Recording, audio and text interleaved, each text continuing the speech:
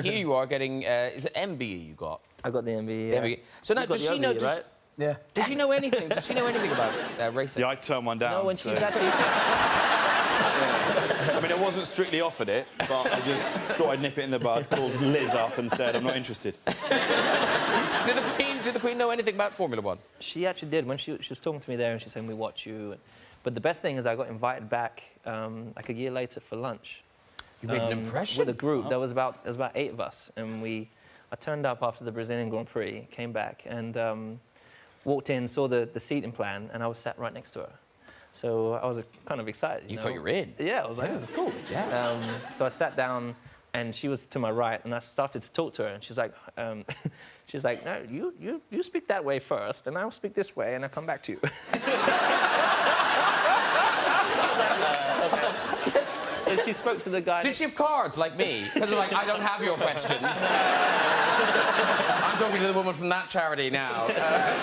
She spoke to the guy next to her for like 5 minutes, and then she spent the rest of the time talking to me. 2023 World Cup, Australia, New Zealand. Yep. There you're off. Are you the ones to beat, presumably? I suppose so. I think there's a few other teams as well, but you win something, then you have a target on your back. Because when was the ban on women's football lifted? 1971, I think. That is 72. nuts, isn't it? So before that, I mean, obviously, little girls could kick a ball in a garden, but they couldn't play league or anything like that. It was... Forgive my ignorance, a ban Yeah. on women playing football? Yeah, so during the war, First World War, the women started playing and they were really, really successful. What, didn't they have as many spectators as the men's Yeah, teams? 100,000 people. Yeah, Dick Her ladies. Incredible. What happened? Yeah, so basically when the men got back, would we call it jealousy? Or they were a little bit threatened that maybe the women's would be such a success, so the FA decided to ban it. Ban it, and 50 years it was in place. That's amazing. You should make a movie about it. Yeah, but I'd have to play a very old coach. Welcome, David. Lovely to see you again. Now, what's the story? Are you guys... Do you know each other? Are you frenemies? What's the deal? We're old friends. Old friends. Yeah, we met a couple of weeks ago. Yeah. And it all came about with... my manager called me about 6 weeks ago and said something really exciting's happened. Deadpool have been on the phone and they want you to have a call with Ryan and do a skit with him. And I was like, amazing. This is amazing, so exciting. They said he's going to call you today or he's going to send you an email today. About 4 weeks later, I got an email. 4 weeks? About 4 weeks later, I got an email. It's on them, not me. And we had a conversation about what exactly he wanted me to do, and we did this skit together, which I think turned out pretty good. It was a lot of fun. Because this is based on the fact that you made fun of David. David, yeah, there's a joke at David's expense in Deadpool 1. Own it. Now, wait a second. Hold on a second. It took 10 years to get the first movie made, right? So when they greenlit it, I celebrated a lot. So I was on a huge coke bender back then. So I can't remember a single thing I said in 2016.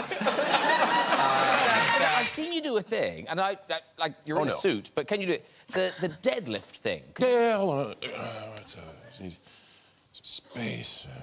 Come here. No, wow! It's fairly easy.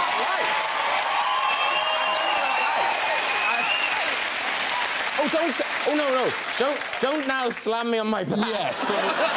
So the takeoff's easy. No, I'm so the holding on to you. landing, my goodness. The landing. No. So we're going to set you down gently. Yeah, thank you. I'm an elderly gentleman. And a good sport. And a very good sport. But let me tell you something. December 26th in the Madison Square Garden won't be so gentle.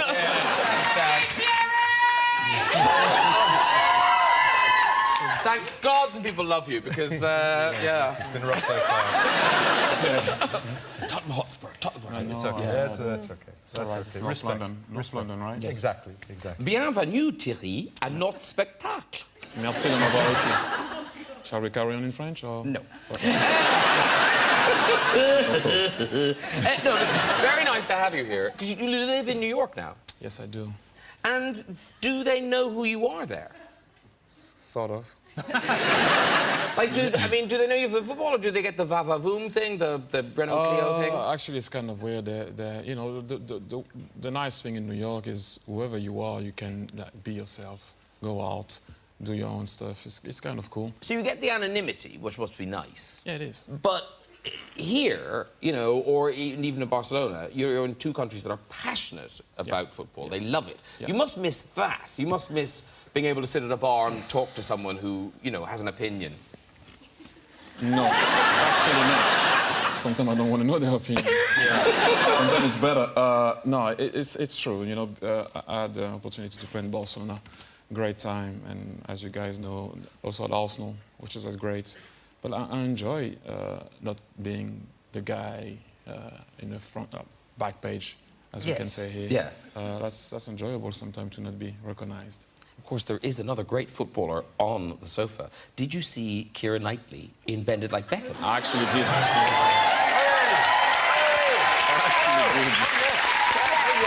look much better than he ever was. No, you did go to proper football boot camp thing. Football, yes. Football boot camp. Yes, football boot camp, yes. Did you have to train? I did have to train. I mean, you know, actually, I played it when I was at school. Seriously, I could have been a contender. I would have played for West Ham. I think you still could. Right now, I think I could. No, I have to say, though, there you are kicking the ball there. And Keira's a ballsy girl, because a little bird tells me that you want to challenge Thierry to a keepy-up competition. No, I don't. No? Do you know, even when That's what I was told. No, I don't.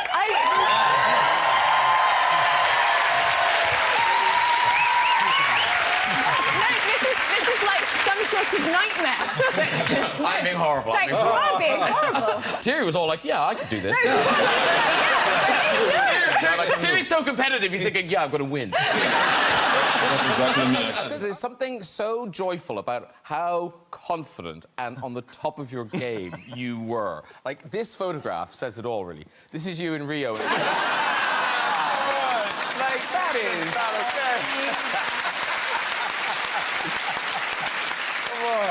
Look at those poor Egypts. What's the point? There's souls left their bodies. You tried so hard. Because what was going through your mind then? Just thinking, I am very good. I don't know what happened. I can't remember smiling in the race. I guess it just happened normally. You know what I mean? Maybe everyone knew this. I didn't realise how serious you were about being a jockey. I mean, you were a proper jockey. Well, I was an amateur jockey, yeah, for a couple... what you mean is I look quite heavy to be a jockey, and you're right. You're right. to be a jockey. Well, yes, and heavy. But I won the amateur championship, and I won my weight in champagne. It is a different world, because you're racing against people like Princess Anne. Yes, Princess Anne was sort of riding on the amateur race circuit at the same time I was, and I was sort of 18, 19, and Princess Anne was a little bit older. And we rode against each other in a race at Beverley, and I managed to carve her up. Wow. Without realising, I literally went, my horse, he decided to do it, but he jumped a path. That's and he your went, story, yeah, obviously. he went across, that's what I told her. She was probably cross, wasn't she? She was probably cross. Well, and fair dues, actually, because I cut her up on the bend, and then we had about another mile to race, and then really... You were going, screw you. I really didn't realise it was her, but I could hear a lot of chat behind me and quite a lot of swearing. And then when we came into the straight, there was sort of 5 horses crossed the line together, a proper blanket finish. And as I'm pulling up, I'm thinking, I think I've just won that. But I didn't realise until I came back, and my mother was absolutely pale as anything. And she looked at me and she said, do you know what you've done? I said, yeah, I think I've won. She said, no, you've carved up Princess Anne. And Princess Anne finished second and Dead Heat for second. So then I was absolutely terrified to go back into the changing room. It was slightly unnerving because obviously all the girls had got in there before I had, so they were in various states of undress. So it's such an amazing image. Princess Anne with a towel going, where's Baldy? I'm going to give her hell. So it was a little frosty because, you know... And have you made peace? Well, I hope so. Well, I mean, I see Zara Phillips a lot. Why she didn't get the OB. It all makes sense now! It'll never happen. Oh, it's payback time! She will never get it. Never. Line through a big cross left down off the lid. No. you're this amazing cyclist. So I actually fell into cycling by accident. So I got ill in 2014, and so I had a stroke and then was diagnosed with MS. And after the MS diagnosis, I had really bad balance, and every time I tried to run, I'd fall over. But I still wanted to be in with the athletes and the scholarship gym. So I sat on a watt bike, and it's a really sad story actually. There was a girl who was trying to transfer from swimming into cycling, and she said, "Oh, I've got the number for this, the woman that leads the cycling, can get you in." So she gave me the number. I'm now a cyclist. She's no longer in sport. Wow. Yeah. She's changed channels the minute she saw it. I was like, I'm so sorry, I just kind of stole your spot. But yeah. So I just kind of, it was because I couldn't run. So sitting on a bike was easier at that point. And yeah, I literally did one testing session, and the physiologist said to my head coach, "You've got to get her on the team." So we did. And a year later, I was world champion. I know.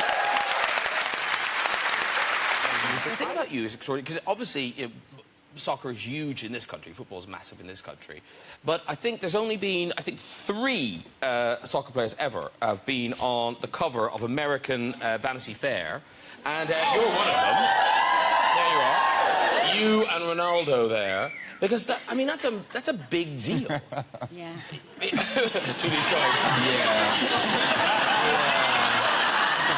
Yeah, it is. Yeah. You got your plaster Paris with you.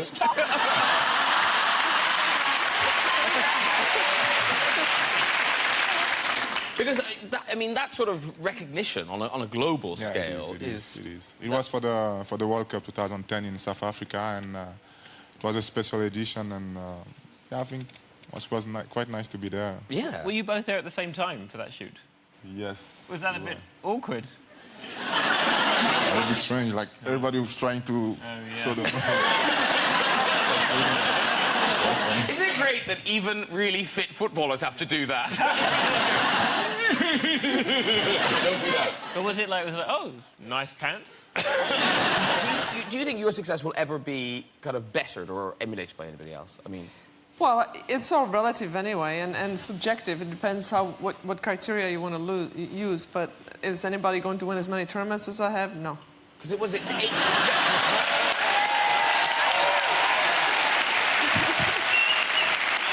if it's truth, it ain't bragging, right? 18 Grand Slam singles, 41 doubles? Doubles, but it's the total titles. Steffi Graf, I think, is over 100 and something, 105 maybe. Chris Evert is 157, and I'm 167. And there's nobody in triple digits, so nobody's going to play that much, Which you must be very proud of. Well, it just means I did something pretty well for a long time. I mean, I played for a long, long time, and I don't think anybody's going to last as long because they get worn out a little bit quicker now physically. They just cannot last as long because they play on much harder surfaces with hit the ball much harder. Everything is more difficult, so harder balls. Brendan said that, not me. And, Wanted to. Do you watch tennis now and kind of think, of course, could beat them? Well, it's a different game now. I mean, we played with wooden rackets on natural surfaces with gut. Now they're playing on hard courts with artificial gut and metal rackets, so the body just doesn't last as long, but they hit the ball a lot harder. So, like I said, nobody's going to last as long. And but they're also big now. My goodness, I was one of the tallest players on the tour, other than maybe Pam Shriver. Everybody was shorter. I'm 5'8". I was towering over everybody. Now I'm looking up. They're all 6'2", 6'3". They're massive. But in your home country, you ended a civil war through sport and through your... Yeah, I think... That must have been quite a goal. the best goal I've achieved in my life. But tell us what happened in the Ivory Coast when... So you qualified for the World Cup. Yeah, we qualified for the World Cup, and the country was was divided in two, and there was a lot of tensions in the country, and the players decided to send a message to the politicians, and we went down on our knees and asked them to put the guns down and organize some elections, and I think this message was a good one because after that, we managed to organize elections and no war, and everybody was happy. And because in Africa we are like football is a religion, so when I have a chance to be in my position and send some messages, I do it, and I'm lucky that people can listen to me. Because Arsene, in the book, you talk about how the kind of rivalry between managers. So who was your biggest kind of rival, bête noire? Would it be Alex Ferguson? He was my biggest rival, yes, for 10 years. And because they had... Oh, there he is shouting. Oh. He has a go at me there, yeah. Yeah. You look like you're just like zoning out. Is he going, I want my Mars bars? Where are the Mars bars? I look like somebody who didn't get the Mars bars. Yeah, you look like, oh, I forgot to get Mars bars. Yeah. But was it really kind of properly aggressive with him, or was it just kind of you were playing your role? No, it's real. You know, competition, and who could tell you that is real. It's you or me. Because Jose Mourinho, I noticed you don't mention him in the book. Mm. No. Now, are you actually having fisticuffs here? Because that's a really pathetic-looking fight, eh? You look like Hugh Grant and Colin Firth in Bridget Jones' Diary. No, you tell your players you have always to be in control of what you do, but sometimes you don't manage to do it. Do you remember what you were fighting about? Yeah. Was it football? No, we didn't talk a lot. It was just physical there. It was basically me losing control. Yeah. Oh, did you start that fight? I started that, yeah. Arse. Oh, they're happy. Wow. You can give me the yellow card now. David, did that hair bring you back? Yeah, I've had a few. I've definitely had that look. You have? Really? Yeah. Is that why they cut you from Norwich? Here's the weird thing. I guess you're a man. Like, you're not Rachel from Friends. And yet, whatever you do to your hair, it becomes a thing. Yeah, it does, believe it or not. Yeah. So do you... Some of them have been really bad. So do you think ahead? Do you kind of go... No, I don't. No, I don't. There's certain ones that I've just done just off the cuff. So there's no shame in some of them. Before any of the hipsters were doing it... I'm not ashamed of any of them. Well, you should be ashamed of some of them. But before any of the hipsters were doing it, you had the top knot. There you go. Lovely. That's almost a practical thing. That's not bad, yeah. Yeah, no, it's fine. It's fine. This one...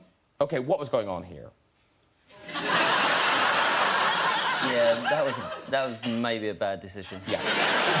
It was a bad timing as well, because I was actually going to South Africa at the time with England, and I ended up meeting Nelson Mandela. I know you did. And the pictures that... So that's why I regret that. There are other reasons, but we'll leave it there. And then the maddest one, the most on David Beckham look, I think, is this one. Because that doesn't seem like you at all. Big smiley face there. No, well, I don't know why I had that one. I don't. I was asked to shave it off when I first did it. I was sat in the changing room and I had a hat on at the time because Sir Alex Ferguson hadn't seen it. So obviously that was interesting when I took my hat off, and we had an hour before the kick-off, and he said, go and shave it off. Really?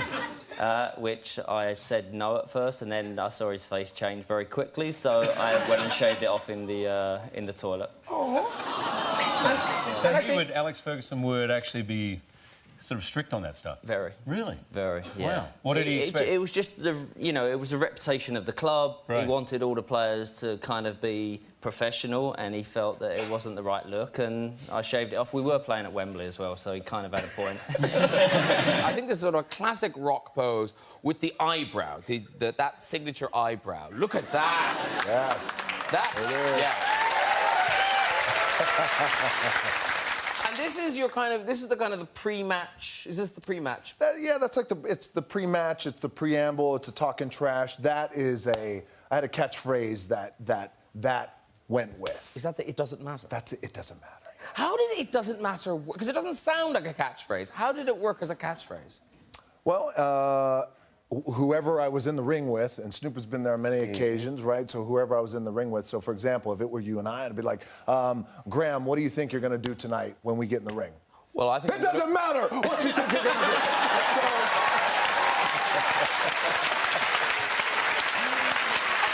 So that's how it kind of works. That's how it kind of works. And then it's the shouting and the bravado. But then if you smell what the Rock is cooking, how did that work then in a sentence? Oh, well, that works in a sentence, a statement, a question. It works anywhere. It works right when you wake up, right before you go to bed. It just, you could just say it. If you smell what the Rock is cooking. Yeah, but you got to say it probably with a little bit like, you know, a little bit. Do you shout that one as well? It's hard. I generally have a microphone when I'm doing it. Well, hello. Oh, go for it.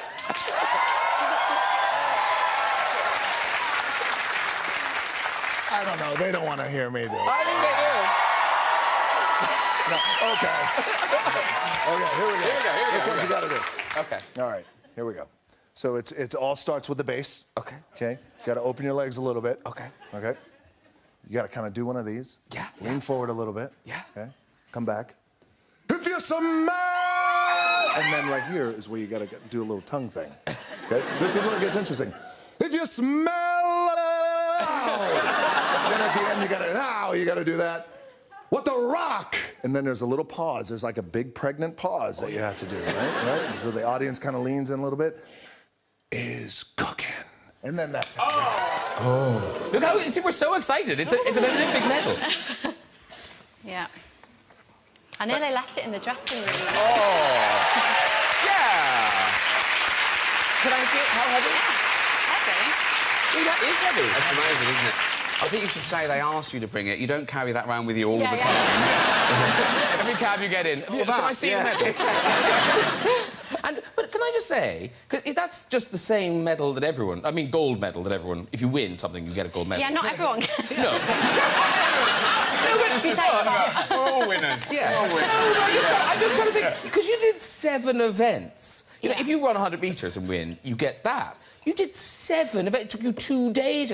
I think they should amalgamate them and give you like a big gold bin lid or something. It should be bigger for 7 events. Well, it's pretty big, but... I feel cheated on your behalf. Yeah, cheated. You're one of the only people I think I've ever met who's not impressed by a gold medal. Everyone gets one of them. Everyone. They hand them out when you walk through.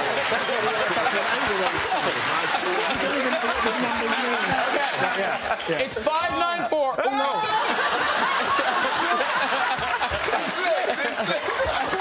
It's 594 to beat. 594 to beat. Here we go.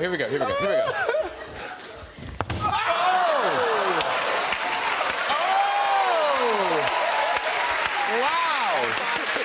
Okay. Anthony Joshua. Are you on? Oh, no, are you on? No, I'm so not. I'm just okay.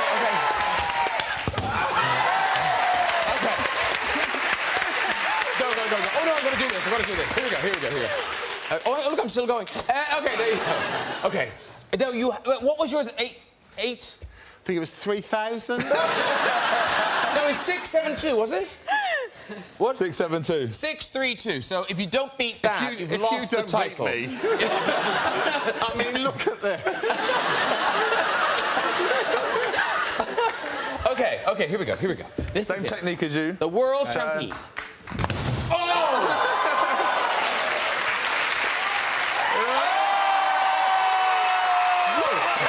I just want to mention Arsene Wenger because he was here before Christmas, and you were there at Arsenal for that changing of the guard. Yeah. Were you one of those guys who were really unhappy with all the, the new dietary requirements, all the discipline he introduced? I was devastated.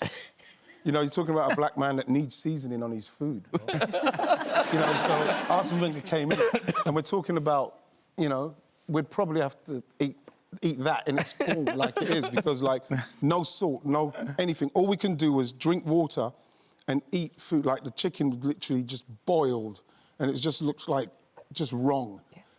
Everything was just, it was just for fuel. Is it true you couldn't have tea? Couldn't have tea, couldn't have anything. I remember there was a time I used to share a room with Dennis Bergkamp, and, Dennis is the greatest player I've ever played with, and You know, we shared a room and we was total opposites, chalk and cheese and personalities. And once we started doing it, Dennis done it to the max, man.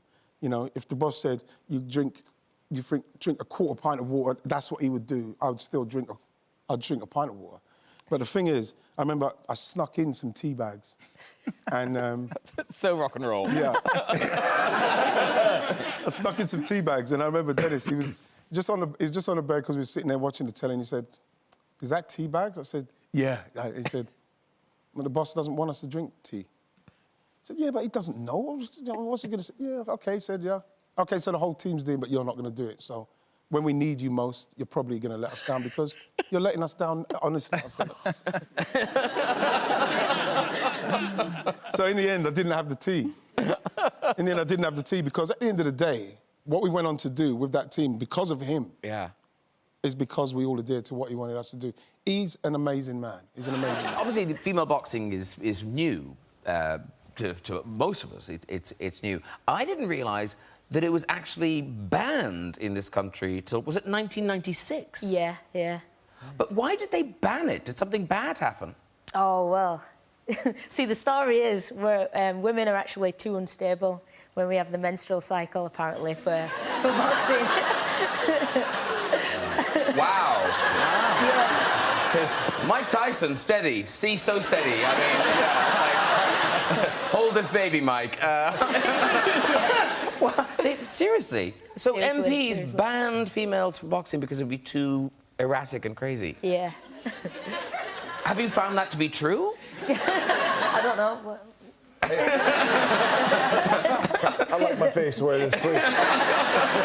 You know, because now it's lovely, I think, and you must... Is this in your mind, that you are opening doors for young girls who had no inspiration, who had no one to inspire them to? You're there for them now. Yeah, it's really good. I love going to schools and inspiring the girls and the boys as well to get involved in boxing. But I think it's nice for me as well to have... when I was younger... Because how old were you when you started? I was 12. OK. So my inspiration was Muhammad Ali. You know, I saw the reruns of him going to the Olympics, winning a gold medal, then turning pro and becoming a world champion. So he was my inspiration, but there was no female boxers for me to look up to. So I guess now the girls will have female boxers to look up to as well. Yeah. Now, Jessica's one with champagne. Harry, you've gone with... I didn't know there was a menu. Have you gone for a soft drink? Yes, it's Diet Coke. Oh, lovely, nice. Yum, yum. And, Gary, I don't know what you've ordered, but I love it. It's a large one. It really is. You could put about 30 glasses of wine in that. So this is the real FA Cup? That's the one. And how come... I mean, you don't travel with it at all times? No. No. I look like it, but I don't travel with it. Does it always wear these ribbons? Does it always have ribbons? Careful! Oh. If you break that, What's inside of that? Anything? Do they put anything inside? Argos. No, actually, you think you would... Do you... I know. Because... I've got the lid of the FA Cup on my head. No, a security will come in and kill you. I know. Put it back down. So tell me, but you've won it. You actually won it, didn't you? Yeah, 91 with Spurs. So you know how special it is to win it. It's very, very special. And it's back on the BBC. Yes. And I've just come from Cambridge, actually. Whizzed there just now. Yeah, that's right, yeah, because this is live. Who won, Gary? It was a very big surprise, Cambridge winning like that, wasn't it? It was expected that Manchester United... Well, it's a draw, so there's a replay. Well done. Professional broadcaster, ladies and gentlemen. Very good. Now, Jessica Chastain, do you follow the soccer? It was an outside chance. Do you follow Not really. No? No, and I know you guys call it football here. We do. I know that much. Well, that's a good start. That is a good Really? start. Yeah. Yeah. Do you know who David Beckham is? Yes, because of his underwear ads. OK. I think you found the level of our crowd. And Harry Hill, football, sport, nothing? Anything? Big fan? Dribble, pass, man on, throw in. No, I never went for it. So, essentially, Gary, I think the bad news is, of this group, I probably know more about football And that's because I read about it yesterday. So, yeah. I'm going to move this out of shot because we can't really see you behind it. So I'll just put that down. Oh, put that down there safely. No. Back off. No, seriously, we've been abseiling in to protect it. Now, the FA Cup, for the uninitiated, hello, what makes it such a kind of special thing? Well, it's certainly for my generation, and perhaps a bit younger. Nowadays, there's lots of football on TV. There's games all the time. But when we grew up, when we grew up, the only game you'd ever really see was the FA Cup final, in particular. You get Match of the Day that's been going forever, but the actual live games, the FA Cup final, you wake up Saturday morning, Graham, wouldn't you, and watch all the build-up, and it's every young lad that likes football. And there are some. And there are some. Quite a few. Sort of dreamt about playing the FA Cup final, being part of it. And I think that's what it is. It's a really traditional event that was known right throughout the world. There are other... there are other circuses in town. But also it does this thing of because what it does is, this is the only thing I do know about it, is that it throws up these weird things where tiny clubs will suddenly be with a major club, sort of David and Goliath. That's right. The wonderful thing about the competition is everyone can enter, all the small teams, and it starts in something like August, and then gradually they go through tiny clubs, and then you can meet a decent non-league side, then you can play against a professional club. And if you get all the way through to the third round, you could conceivably draw one of the giant teams, sort of the Uniteds, the Liverpools, etc., etc. And at Match of the Day, obviously, it's going on right the way through now because it's got these FA Cup specials. I can't believe I've just had to explain what the FA Cup does. Did you know? You didn't know, did you? You've no idea. You've no idea. Am I right that when you got spotted, you didn't particularly want to be a footballer? No, I used to play in a football cage at the end of my road with the boys, and then there was a referee in the local area who was like, there's a women's team, Arsenal, I really want to take you down. And I was like, no, I'm totally fine. My mum had packed me a Capri Sun for a packed lunch that day. I was like, I'm totally fine in this football cage. And she was like, no, we are taking you. And then I got signed to Arsenal when I was 8. Yeah, really early on. Now, what is a football cage? A football cage? Yeah. It was just literally like balls. There was concrete. It was just nothing in there. But for me, it was everything. It's where all the dreams started. Literally, you had cars either side of this football cage, and if the ball went out, the car would come along and pop it, and that would be the end of playtime. See you tomorrow. They should introduce that into professional football. I'd love that. Playing against a car. I mean, my friends are so jealous that I'm getting to meet you because we just look at you as such an inspiration, like breaking through in such a male-dominated industry. You should be so proud of yourself. And I love as well, because you've done so much with the US national team when they've won and you've brought them out on stage. And we see that over here and we're like, that is it. How incredible is that? So we know you've always been behind supporting other women and leading the way. So thank you. That's amazing. You're keeping your profile up with the sport because you are also still involved in football. Now, so you're launching your own football club in Miami. Yes. OK. Yeah. Good luck. It's only... seriously, good luck. Thank you. Thank you. Well, it's only taken 5 years to get to this point, but we're very lucky to be in the position we are at the moment.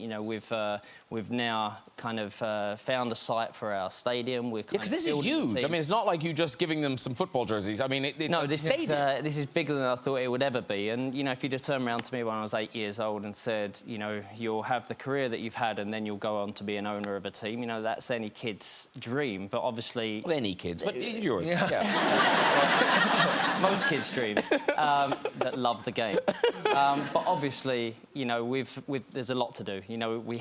We have to be in the league in 2 years, so we have to build the stadium, which won't be ready for when we come into the league in 2020. But we have to build a whole organisation in 2 years. Has the team been fully cast? Not yet. Not yet. Okay. So, I mean, I've seen these guys in Madrid. We've got a picture of them there. Here they are. Look at them. That's Real Madrid. Your old stomping ground. Real Madrid. Ground, yeah. Top tip, you're only supposed to have one ball. Yeah, I know. That's the thing. I know guys with no arms and legs that play football better than me. So that's just, I'm dreadful at it. You were pretty good, though. I was pretty good. Yeah, we played two-ball soccer. Yeah. That's our choice. Yes, Miami, Miami, that's our moment. And the colours of the trip, you haven't announced that either? No. Okay. Not yet. And will Victoria be involved in designing the costumes? No. No. No. Does that mean you move to Miami? You'd have to. No, I'll be spending a lot of time there, but obviously the kids are based here with me and Victoria, obviously. Yeah. And they go to school here, so I'll be spending a lot of time there, but yeah. Fun. Talking of kids, you've got the three boys who did all play football. Yeah. But now they've basically all dumped it, and so is Harper the only one left? She is the only one left, and she started playing every Sunday. And I mean, she loves it. The boys don't play anymore, which is it's heartbreaking. No, it's you out in the garden with the goal. I know. It's not really, but they were playing a bit at our shoot. They were playing a bit, and they're great. I mean, they're amazing. Yeah, they're goofing around with the. They have a good. They have a talent, but obviously none of them play anymore. So it's down to Harper. So she's. I took her to a training session the other day, and she's running around, and I'm quite a. I wouldn't say an aggressive dad on the side of the field because it's probably the wrong thing to say. But I'm very, I'm very enthusiastic. Is it at that age, is it a mixed team? Like, It's a mixed team. It's a mixed team. Okay. And so Harper's doing really well. She's kind of dribbling with the ball, and then this boy runs into her. And I was like, what? I was looking around at the other parents, thinking, how do I react? Do I like be a UNICEF ambassador and kind of, say it's okay, they're fine, or do I be Harper's daddy and be like, really? Here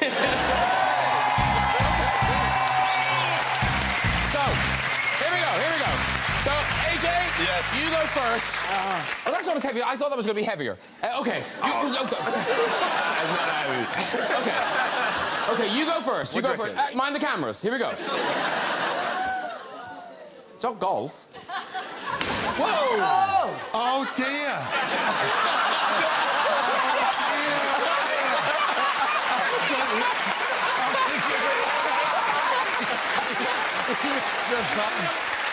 You go now. You missed it. I know, I saw that.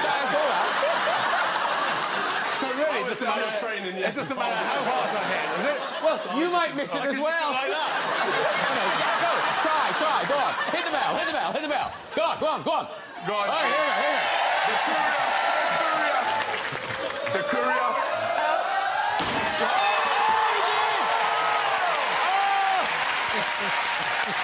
This is unbelievable. Obviously, we know you were the greatest goal scorer ever at Arsenal, but this was you celebrating your 400th career goal. Now, are you just a bit knackered? I'm gonna tell you how it all started. I actually did the same celebration the game before, and we were playing in Houston. I don't know if you guys ever been to Houston in the summer. It's hot and humid. So I stopped by the post because I was actually tired. Can I just ask a question about that photo? So taking what Graham's just said, are you knackered and what have you just done to that goalkeeper? But also, this guy looks quite tired as well. Actually, it's exhausting playing in America. It's a slower game in America. It is, and actually that's the beginning of the game in that game, so I was already tired. But the thing is, this photograph, it kind of caught on, and it's been taken on as kind of internet meme. Meme. On dit meme. On dit meme. Sur l'internet. So we have some cute examples. This is the basic. This is the basic you supporting the Linjao Pisa. This next one, I wish this had been in the film.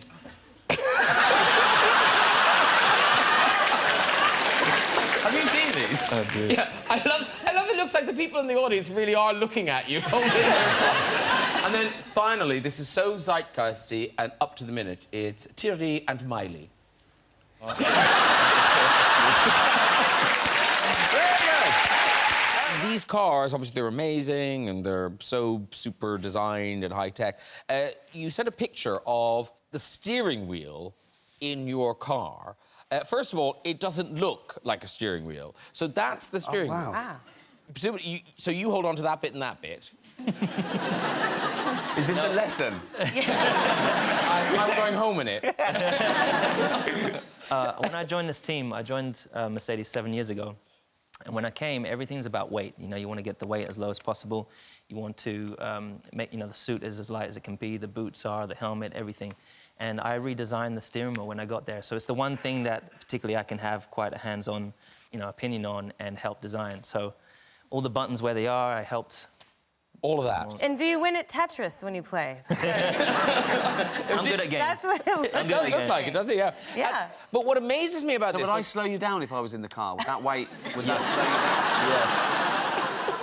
Yes. Would it make a big difference, me in the front? It would. How much you weigh? Oh, wow. 13 stone. Yeah. Also, I'd be screaming and crying. Might put you off as well. That won't put me off. That'd be pretty good too. But now, the weird thing about this, you look at all this high-tech. None of these buttons operate air conditioning. Is this right? There's no AC. No. Why is... Well, no.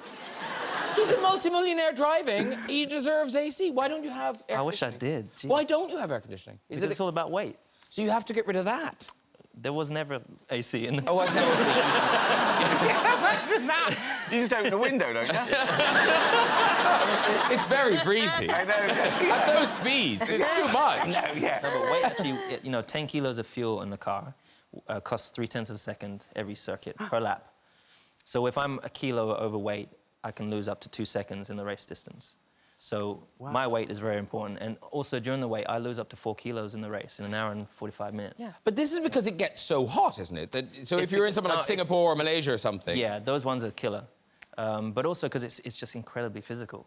Yeah. And the G-force that we pull when you go... I mean, the thing's like on rails. So when you're doing 150, 180 miles an hour and you turn, the thing turns and your body wants to go the opposite way. So you have to have a really good core stability. You can't be big and bulky. If you have your weight... You know, if I was super muscly up here, my weight would be too high.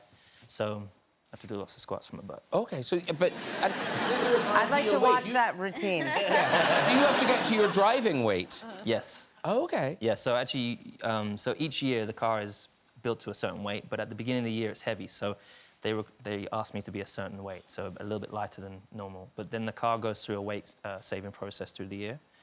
And, but yeah, I think what for the do you take away, though? What can you take away if it's... Why do you... If the car's too heavy? Yeah. They'll take components off. So if the car's overweight, they'll just take certain devices off the car, which give us a bike rack. A second. We don't need that. There's a small bit. Caravan. What is the G-force that you hit? You pull up to 6 times your body weight. Oh, 6 Gs. That's crazy. Under braking and through cornering. Yeah, so crazy. And I'm guessing, Kylie, you're finding this all fascinating because, of course, famously, you've played a mechanic.